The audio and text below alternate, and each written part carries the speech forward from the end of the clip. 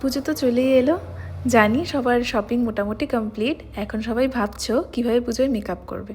তো তোমাদের জন্য এই টিউটোরিয়ালটা নিয়ে এলাম, যেটা তোমরা পুজোয় যে কোনো দিনই তোমরা এই লুকটা ক্যারি করতে পারো। আমি এখানে ষষ্ঠী হিসেবে বলেছি, যেহেতু আমি পরপর কয়েকটা মেকআপ ভিডিও পোস্ট করব ভাবছি, তো যার জন্য এটা ষষ্ঠী লুক হিসেবে দিয়েছি। তো তোমরা কিন্তু চাইলে এটা যে কোনো দিনই ক্যারি করতে পারো তোমাদের পছন্দ মতো। আর এখানে কিন্তু পুরোপুরি আমি কিভাবে মেকআপ করি সেটাই আমি দেখিয়েছি স্টেপ বাই স্টেপ।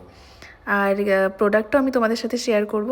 তো প্রথমেই দেখো আমি ফেসটাকে ক্লিন করে নিয়েছি, আর তারপরে একটা ময়শ্চারাইজার ইউজ করেছি, যেটা ছিল রিকোডের ওয়াটার বেস ময়শ্চারাইজার, যেই ময়শ্চারাইজারটা আমার ভীষণ পছন্দের।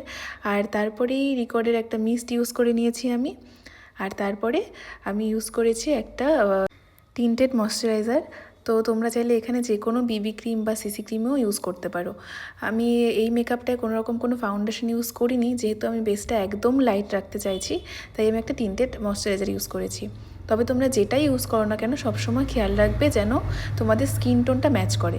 আর তারপরেই আমি এখানে রিকোডের একটা কনসিলার, হাইলাইটিং কনসিলার হিসেবে ইউজ করেছি। আমার হাইলাইটিং এরিয়াতে আমি সেটা একদম কম পরিমাণে ইউজ করেছি, তোমরা দেখতেই পাচ্ছ।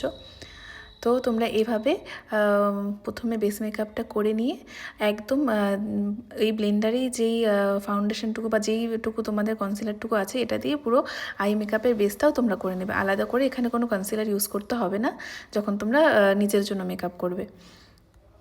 আর তারপরেই তোমরা একটা কম্প্যাক্ট ইউজ করে নেবে। আমি এখানে একটা রিকোডের কম্প্যাক্ট ইউজ করেছিলাম, তোমরা তোমাদের পছন্দ মতো যে কম্প্যাক্ট ভালো লাগে বা যে কম্প্যাক্ট তোমাদের কাছে আছে ইউজ করে নিতে পারো। আর তারপরে আমি আইব্রো করেছিলাম নাইকার একটা আইব্রো পেন্সিল দিয়ে। আমি নিজের জন্য সবসময় আইব্রো পেন্সিলই পছন্দ করি, আইব্রো পমেড বা পাউডার কোনোটাই আমি খুব একটা ইউজ করি না, আমি নাইকার আইব্রো পেন্সিলটাই ইউজ করি। তো তোমরা চাইলে এটাও করতে পারো, বা তোমাদের কাছে যেই পেন্সিল আছে সেটাও ইউজ করতে পারো। আর পেন্সিল যদি নাও থাকে তোমরা কিন্তু আইশ্যাডোর মধ্যে থেকে একটু ডার্ক ব্রাউন কালারের আইশ্যাডো দিয়েও তোমরা তোমাদের আইব্রোটা সেট করতে পারো।